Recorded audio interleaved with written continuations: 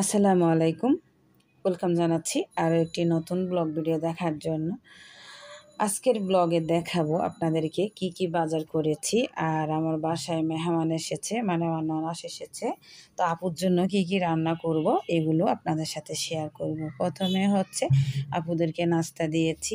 এই যে হঠাৎ করে আপু যেহেতু এসেছেন, তো আমি আসলে কি করব না করব ভেবে পাচ্ছি না। তারপর হচ্ছে ওনাদেরকে চনা বুট ভেজে দিয়েছি। গতকালকে কেক বানিয়েছিলাম, কেক দিয়েছি। তারপরে বিস্কিট আর হচ্ছে ফ্রুটসের মধ্যে আম কেটে দিয়েছি। তারপর বাসায় কোনাফা বানানো ছিল। আমার মেয়ে হচ্ছে লাচ্চা সেমাইয়ের কোনাফাটা খুব পছন্দ করে, তো কোনাফা বানিয়েছিলাম, ওইটা দিয়েছি। চা নাস্তা খাওয়ার পরে আমরাও খেয়েছি। আমি একটু আমার ননাসকে নিয়ে মার্কেটে গেলাম, আমার মেয়ের জন্য হিজাব কিনেছিলাম। তারপর হচ্ছে এখন রান্না করতেছি, দুপুরের রান্না। এটা হচ্ছে পরের দিনের ভিডিও ছিল। তো বাজার করে এনেছিলাম, এটা হচ্ছে ধুন্দুল, এগুলা দিয়ে চিংড়ি মাছ দিয়ে রান্না করব। বড় বড় চিংড়ি মাছ এনেছি। তো ধুন্দুলগুলো কেটে নিলাম, আর এগুলো হচ্ছে পরিষ্কার করে কেটে নেওয়ার পরে যে আপু হচ্ছে মাছটা পরিষ্কার করে দিচ্ছে আমাকে। একটা ইলিশ মাছ এনেছি। আমি তো ইলিশ মাছ খেতে পারি না কাটার জন্য, ঝোলটা খাই আর কি। আর ইলিশ মাছের যে ঘ্রাণটা, ওইটা আমার কাছে অনেক ভালো লাগে। এখনকার ইলিশ মাছে কিন্তু সেই ঘ্রাণটা পাওয়া যায় না। তো চিংড়ি মাছগুলো আপু আমাকে কেটে দিল, আর এখন হচ্ছে আমি একটা একটা করে রান্নাগুলো সব করে নিব। তো মাছটা কেটে কুটে ধুয়ে পরিষ্কার করে দিল আমাকে। আর এদিকে হচ্ছে চিংড়ি মাছগুলোর উপরের খোসাটা আমি ফেলে দিয়েছি। আর এদিকে একটা আস্ত মুরগির রোস্ট করেছি, কারণ মুরগির মাংস আসলে সব সময় মানে পিস পিস করে কেটে রান্না করা হয়, আমার আসলে ওইভাবে খেতে ভালো লাগে না।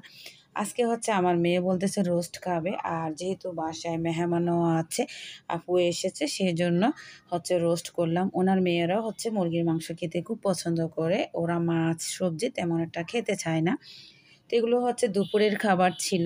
আমার রান্নাবান্না শেষ, এখন টেবিলে খাবারগুলো নিয়ে এসেছি। তো আমরা হচ্ছে দুপুরের খাবারটা খেয়ে নিব এখন সবাই মিলে।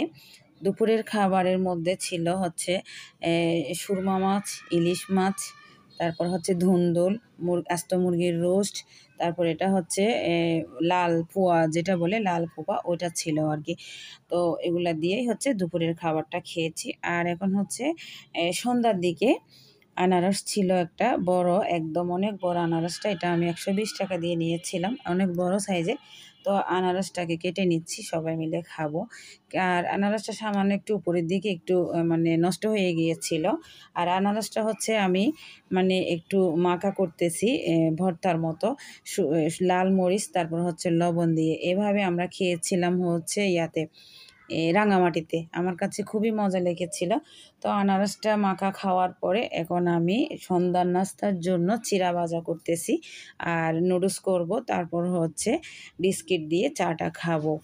কষ্ট হলেও আমি নিজের বাসায় তৈরি করি সব ধরনের নাস্তা, পিঠা, কেক, সব কিছু।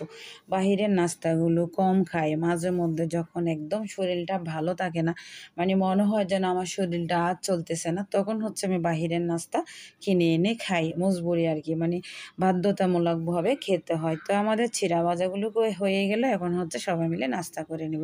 ভিডিওটা এখানে শেষ করছি।